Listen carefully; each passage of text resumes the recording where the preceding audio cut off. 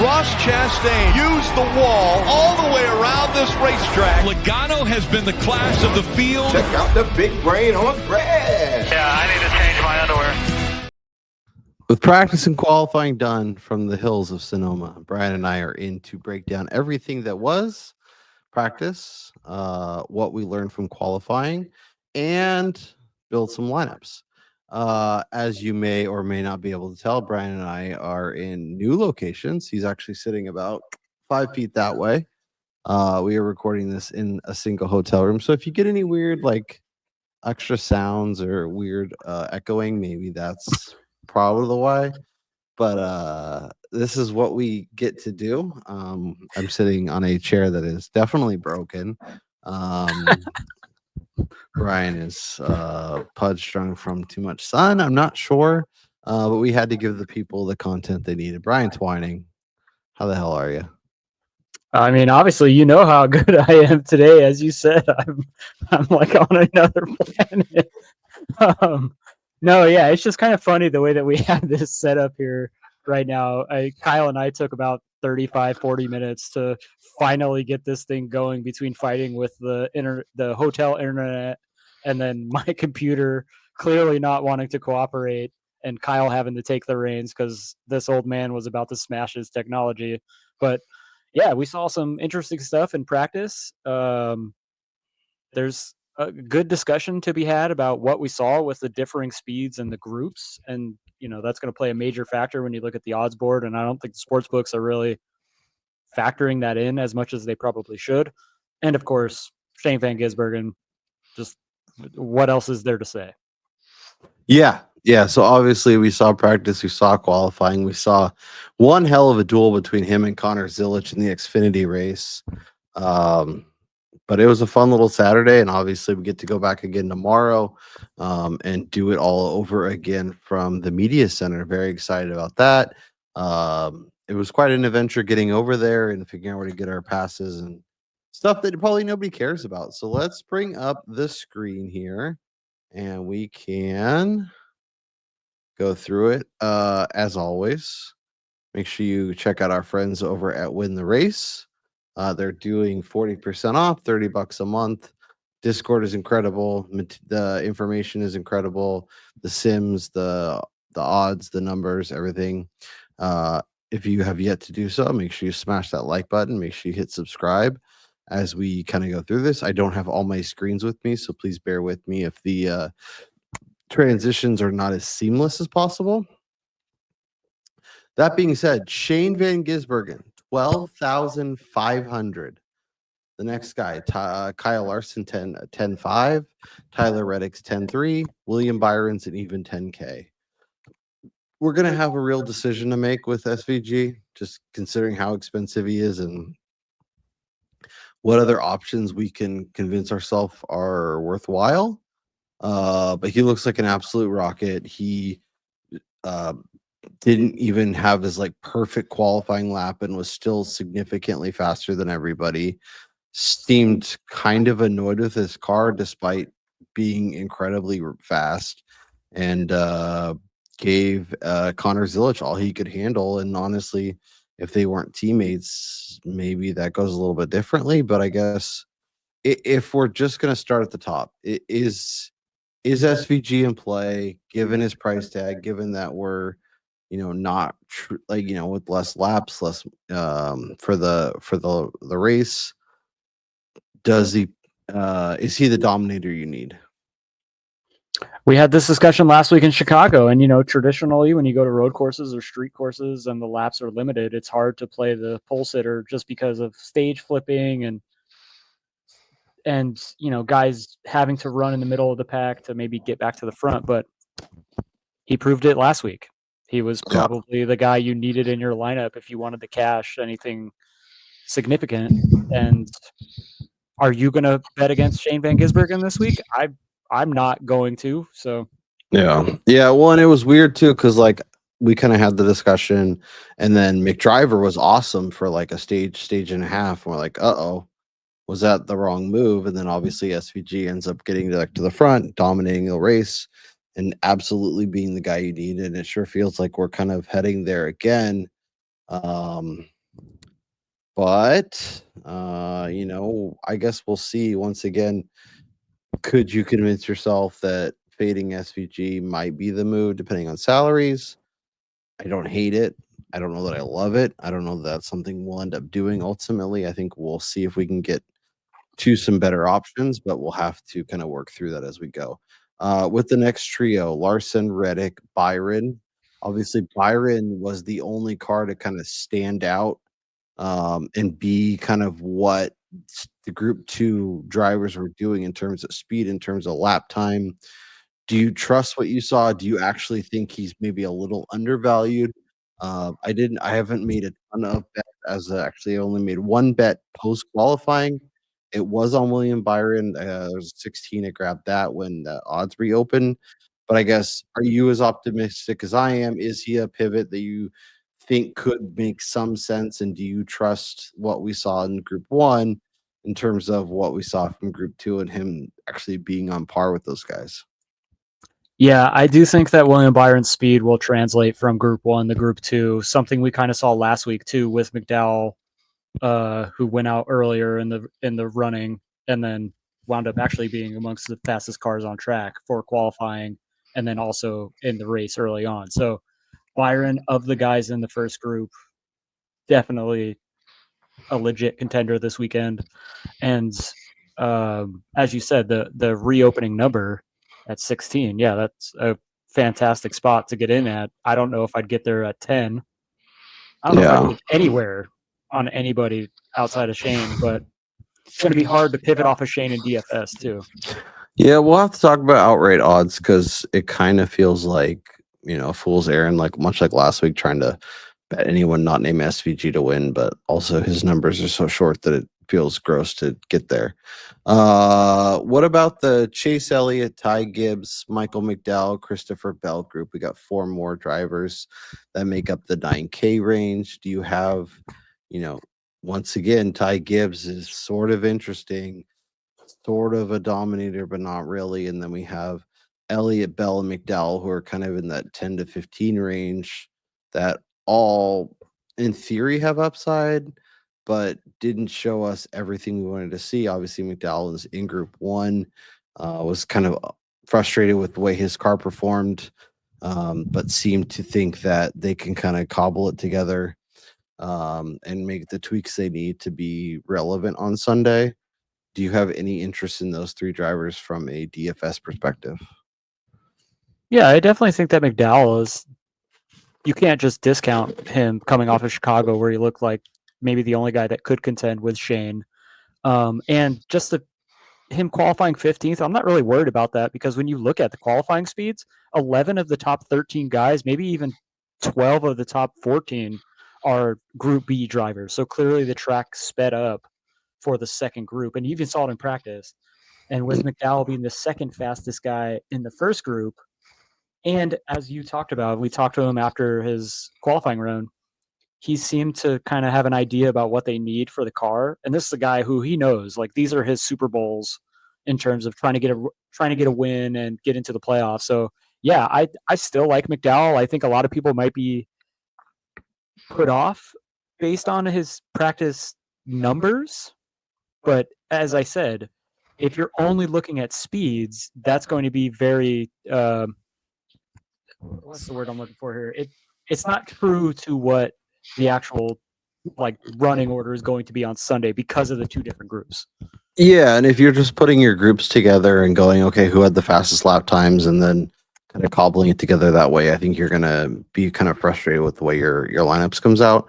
Obviously, he's starting 15th, which is nice because he's of these 3 guys the farthest back. He's affordable, and if we, and he also mentioned they brought the car from Mexico City, not the one from Chicago. So, and the one in Mexico City was fast and really, really strong. So I'm curious to see if they're able to kind of really bring it to Shane. So yeah, he definitely is someone that's pretty interesting, and I think we'll try and jam in a little bit. Let's talk 8Ks. Dinger starting on the starting top 5. Busher starting 14th at 86. Chastain 4th. Bowman 9th. Kyle Busch 17th. From a DK perspective, any interest in the Dinger? Do you think Kyle Busch has the ability? Like, I know we both kind of like him, kind of like a top 10, top 5 guy, like starting 17th. That's kind of interesting. Where does your head go in this range, or is this one you're just kind of like, let me skip over it and go to someone else? Well, let me just say, I still think Chris Buescher is going to be tough to contend with, despite him qualifying as like the worst best guy in the second group. It was interesting to see he was one of the first guys to pit amongst the second group before he even got to like a 10-lap run. And when he came back out after his heat cycle, he was incredible. Yeah. And, a lot of drivers, they were talking about how the tires were actually coming into play more. Tire wear was a little bit more intensive than what they had expected. So I think Buescher is going to be another strong performer. And like McDowell, this is his Super Bowl. Yeah. Obviously, we like him at road courses. This is one of the places where he tends to be pretty good. Starting farther back, and as you mentioned, they clearly figured something out when they went back out. Although he came into the press room, I don't know if he was just not in the mood to talk to people or whatever, but he came in like the very end, did his media availability, and was gone before anything. But he seemed kind of just annoyed to be there.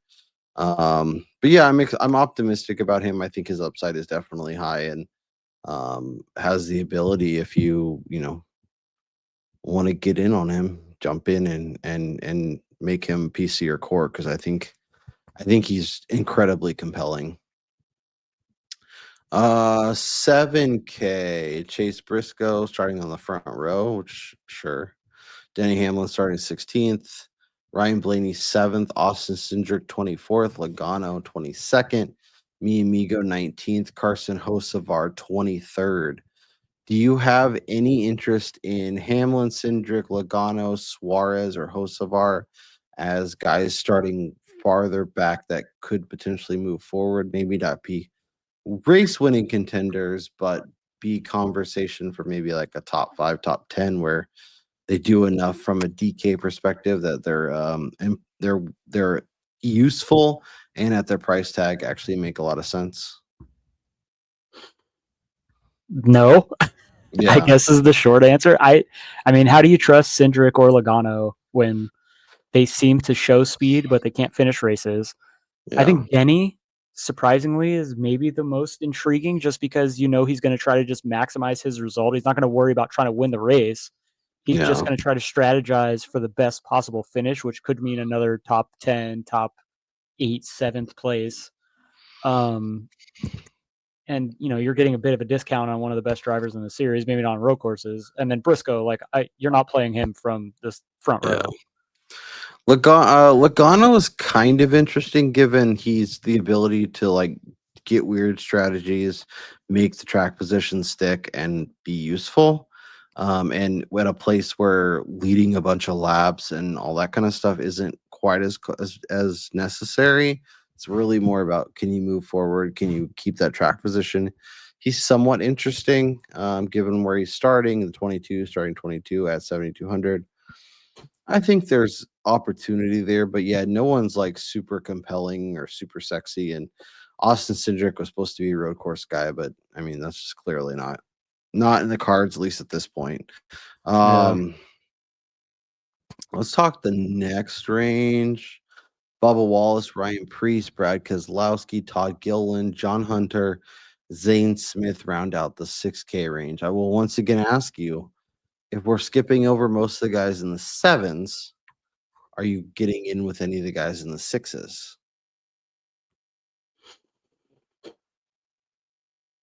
Maybe Gilliland, just because he's starting almost at the back.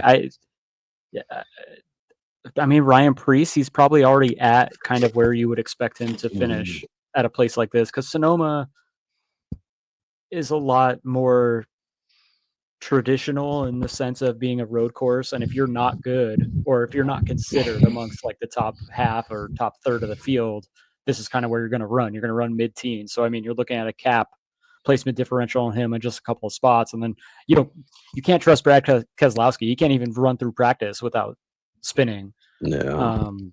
And what about Bubba? He's obviously like he looked like trash today, but he's been better at road courses. He's starting 30th.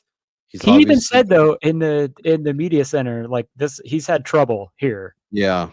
Yeah. I mean, it was interesting because we were asking a lot of the drivers about kind of like the amount of road courses on the schedule and if they'd like to see more or less or whatever. And he's like, I think from a selfish perspective, he wanted to see less, but he understands like the kind of usefulness and all that good stuff. So, kind of he understood if they keep things the same, but yeah, but like it's weird because like I feel like he's getting better.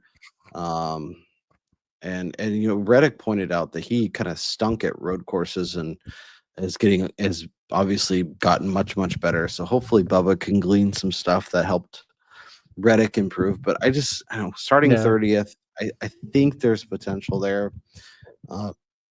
But I mean, yeah, none of these guys really get you excited or really make you want to click those names.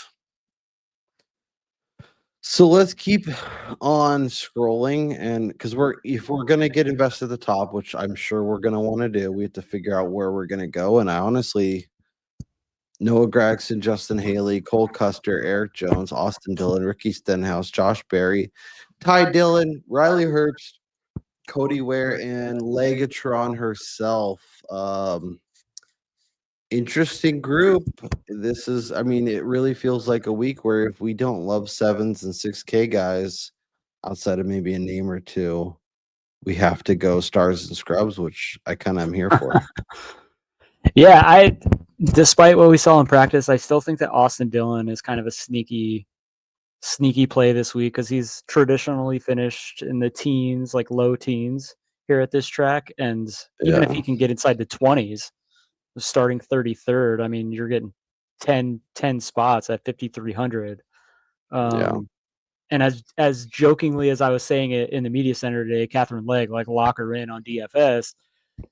This is a little more difficult of a track for that simply because we're not going to get the cautions.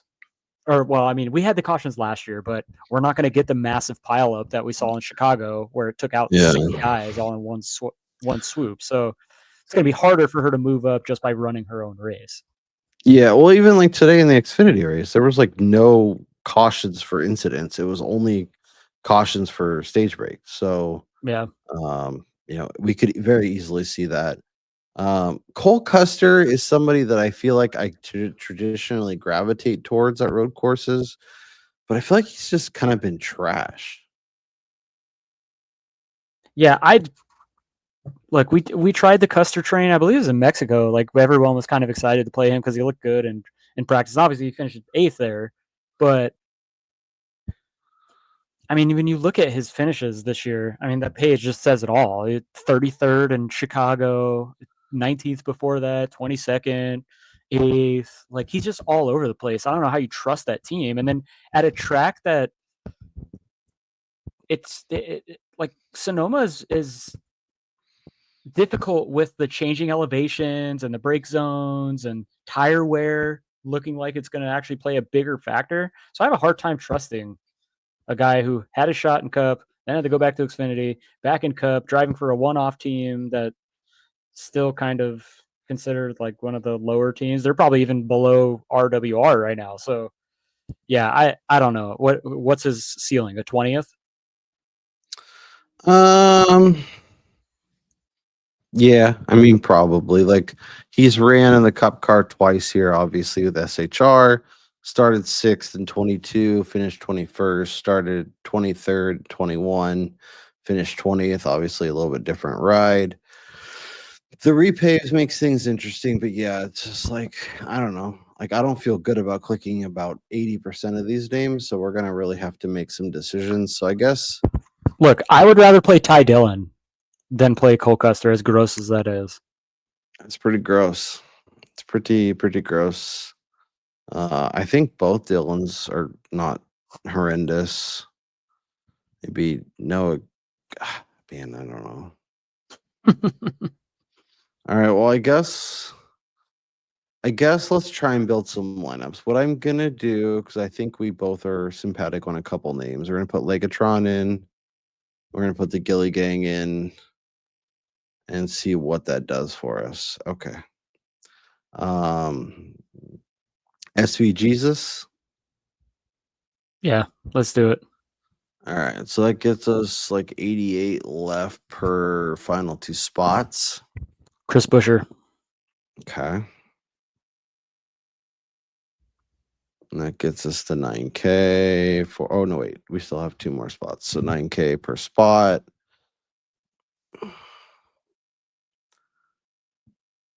McDowell, Kyle Busch. So that's what I was going to lean Busch here. Because I do think more people will go towards McDowell. Yeah. Well, no, maybe Busch because he's cheaper. Yeah. So I think we have to make some decisions because we can definitely take like Gilliland out since we have so much, and then go figure out who we like and then figure out from there.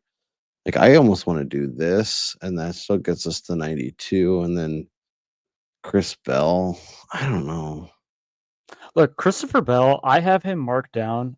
When I was keeping tabs of laps, he was the only guy sub 77 with Van Gisbergen on lap 9. Lap 10, I believe he was the only guy sub 77 seconds in practice, and so he was really good on the long run. Yeah. And starting 10th, I just like, can we have that many guys starting that far forward? well, I mean, the assumption would be that Shane basically dominates the race, so he's your main dominator. Then you get Chris Buescher inside the top 5, Kyle Busch inside the top 10, and then I guess you would have to have Christopher Bell. So you'd be picking 3 guys to finish inside the top 5, which are all feasible in Bell, Buescher, and Shane. Yeah.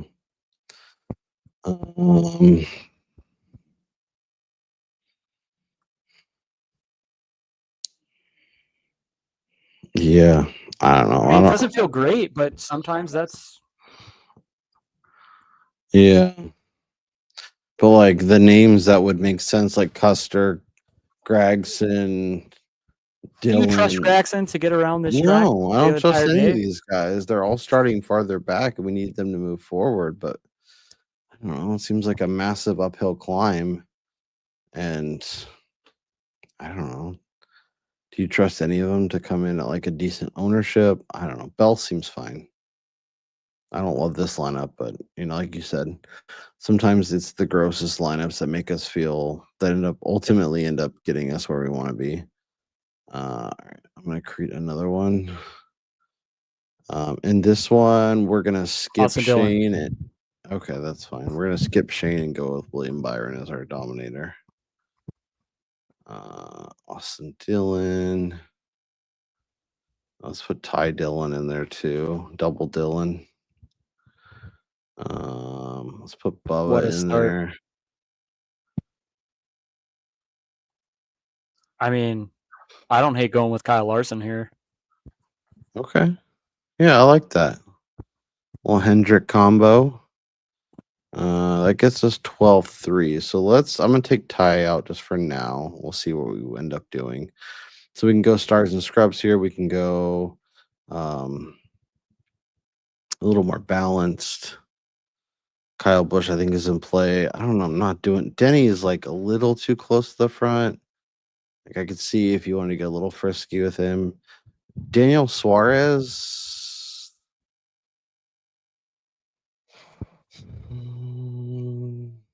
I just don't have a good feel on Suarez right now. If we do a Gillen, that gets us to Reddick. But like I don't want a 3rd, 11th, and 8th place guy. I don't know. It's just it feels like a really shitty week.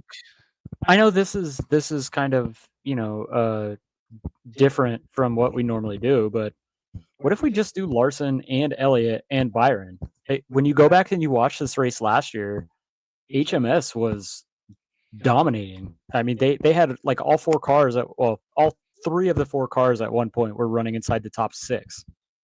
Yeah. And then we just need to go back marker.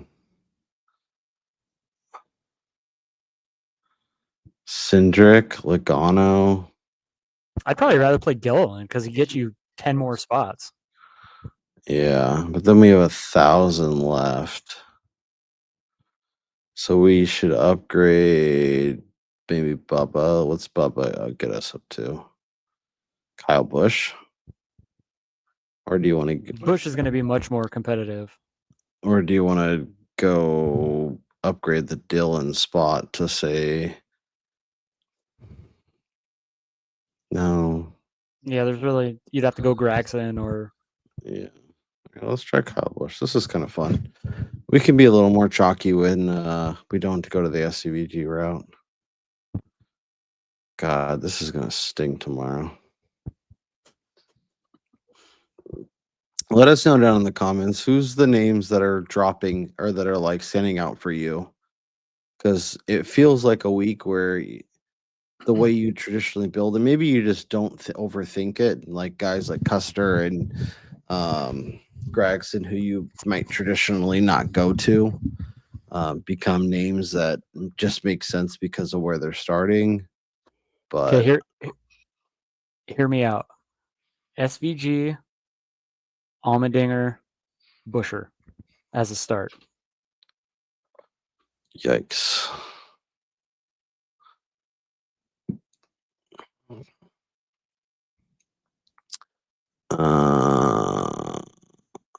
Okay. Well, if we're gonna do that, we're gonna get real gross and go Austin Dillon, Cole Custer.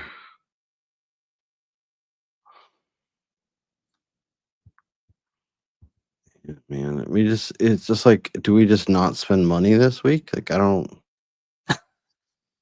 Well, because like when you look at the way that the guys are starting, outside of maybe Busher, McDowell, Larson, Elliott, those guys, Yeah.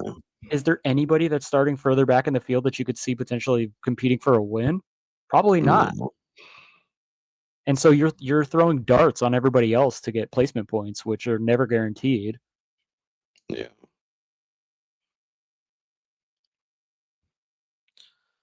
Yeah. So something like this could make sense. SVG, Bush, or Dinger, but then Suarez, Custer, Logano.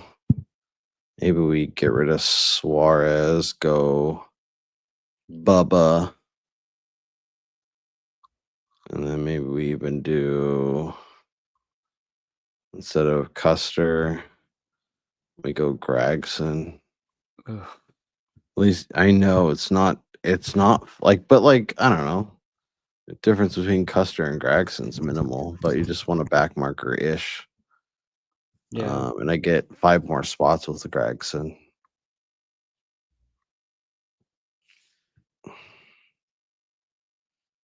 We could do Cindric too instead of Logano. I don't know how much better we feel about that. That's a toss up in my opinion. Let's see. I mean, we're getting you're paying $100 a spot. And if you can afford that, I don't hate it. Yeah, I mean, given what our friends over Win the Race have to say, it seems like we should go Logano, but yeah, Logano has a way higher average, less ownership. Then Cindric? Yeah.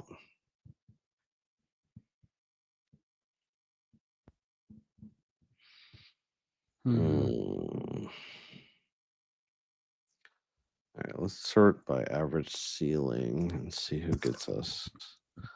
Yeah, it seems like Logano's the move, which is weird, but All right, play Joey. and then that gets us to 6K. And that gets us Cole Custer's the first name, and then Noah Gregson's the second name.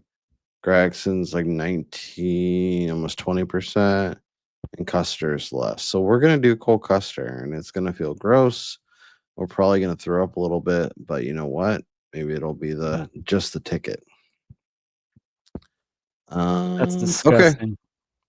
Yeah, it's not fun. It's not a fun week to build lineups for sure. There's some Or compelling hit the sports books. Well, that's true, and I'll flip over now and we'll look at the outright odds Once again, our newsletter will be up.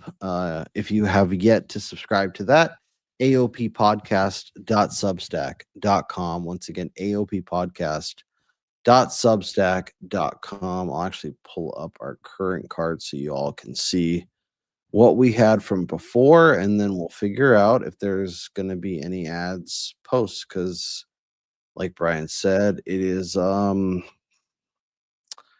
a fun week. All right, let me put Yeah, it's gross. Over here. All right, so I had Dinger at 22, which is great. The CLB Casino really looked good, but then obviously he's not going to win, so it doesn't matter. Busher top 5, you can potentially get better number than that. I don't know if it still exists. And then Ross over KFB, I'm feeling really good about that too. Brian went Busher to win. You can get a better number than that. Busher top 5, Kyle Busch top 10, and Alex Bowman top 10, which you can technically get better numbers than all those. All right, let's look at the odds. So SVG 120, which sure, why not? Larson 7, Dinger 11, Byron 12, Bell 12, Elliott 12, McDowell 14, Gibbs 14, Chastain 16, Reddick 16, Briscoe 18. That's like inside 20 to 1. Currently at those odds, is there anything that's like compelling to you? I don't hate taking a swing at Busher post qualifying at 20 if you don't already have action on him.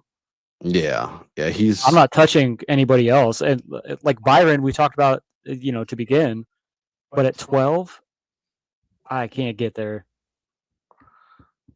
Yeah. I think that makes sense. Tyler Reddick is kind of interesting, but I don't know. At 16, like, do you feel compelled to back him? Not really. Look, we were talking about this a little bit during the Xfinity race, but the Xfinity race, we looked at it as it was a 2-horse race and there was nobody that was going to be close. And when Zilich and Van Gisbergen decided to actually push their cars, they showed that nobody could touch them. And I think the same might actually be the story in Cup, where if Shane decides like, all right, screw it, I'm not saving anymore, I'm just going to put as large of a gap as I want on these guys, he probably can. And so it's hard to get on the outright market. And I really think the only spot that Shane could be beat this week is on restarts, is if somebody bodies him up, sends him into the dirt, or he gets damage from somebody spinning him or something of that nature. But yeah, it's just hard to bet against the guy who is that much better than everybody else. And he's proving it every time we go to a road course now. Like, despite this being his first time in the Cup car in like race conditions today in practice and qualifying, he was still the best on the track. I mean, he's as close to unbeatable on this track type as I think we've seen in quite some time.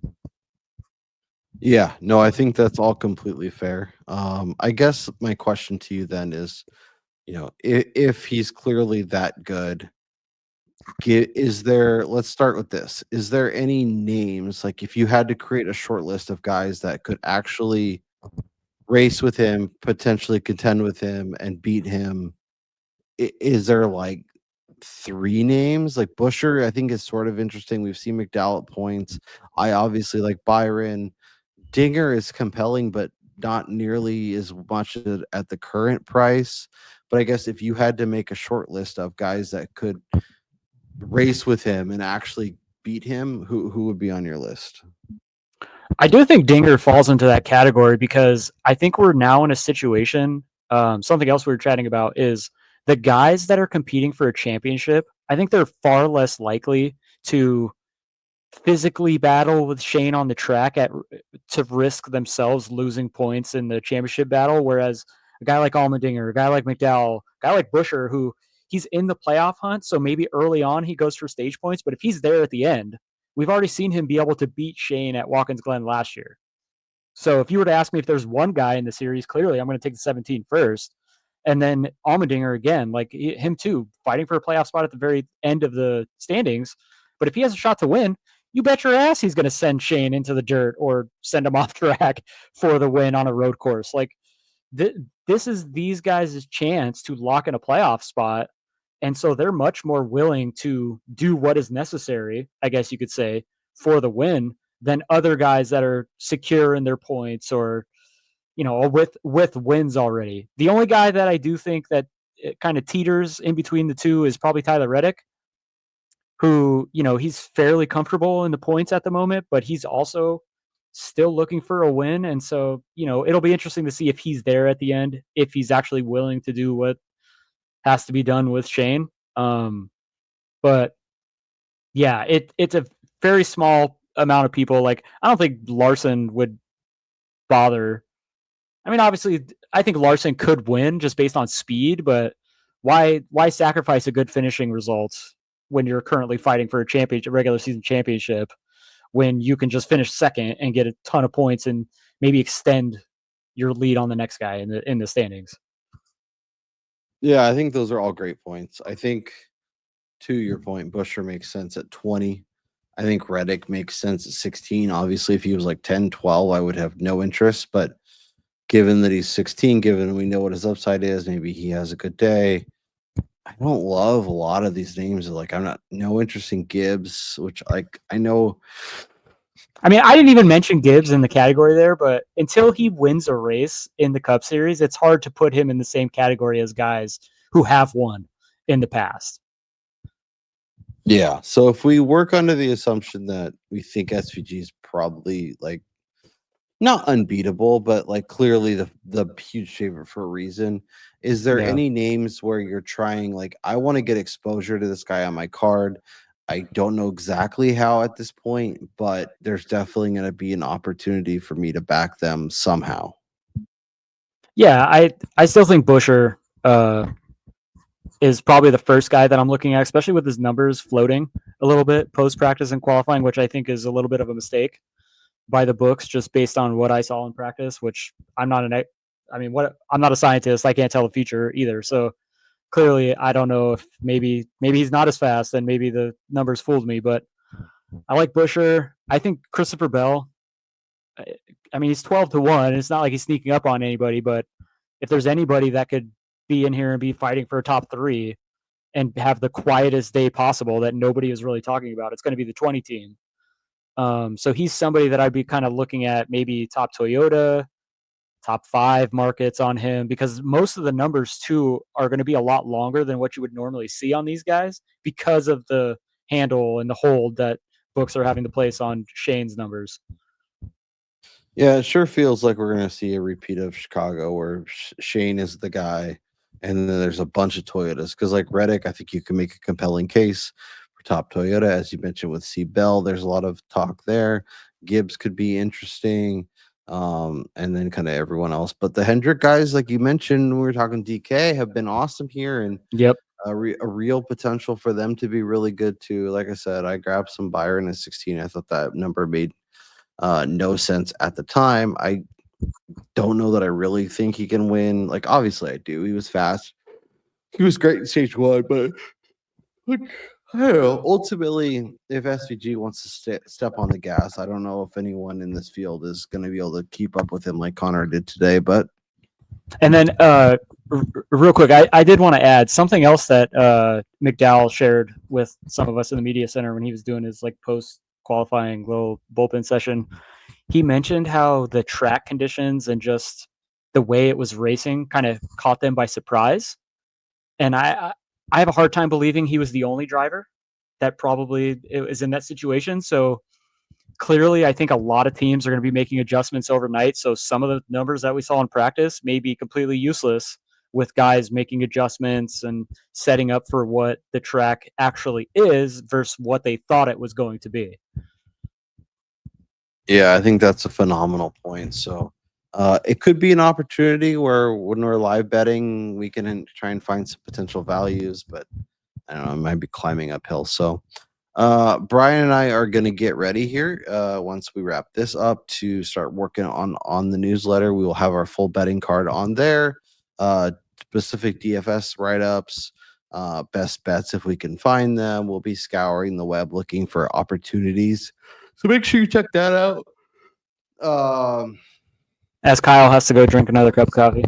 Dude, I swear, I'm getting so old. It's crazy. But yeah, we'll go through the top manufacturers. We'll go through top 10s, top 5s as those markets make themselves available. As I mentioned, we'll also have some DraftKings thoughts. Brian Twining, it was good to catch up. It was good to talk. It was good to get through this. We will be at the track on Sunday, so if you are there, definitely holler at your boys. We'd love to say hello. Talk some NASCAR, talk some whatever. Drop some thoughts in the comments. Do you have bets that you really like that you're really jumping on? There's some interesting top 10s, top 5s. If you want to get some exposure to Chris Buescher, Ty Reddick, Alex Bowman, some of the guys we talked about from a DK perspective. But with that being said, I'm glad the internet held out for us. Hopefully the sound is okay. Appreciate everybody who made it this far. Make sure you smash that like button. Make sure you hit subscribe on the way out. We are here twice a week for your viewing pleasure. That over there is Brian Twining. I'm Kyle Robert. Enjoy the rest of your weekend. Let's cash some tickets. Let's win some money on DK, and we'll talk to y'all next time.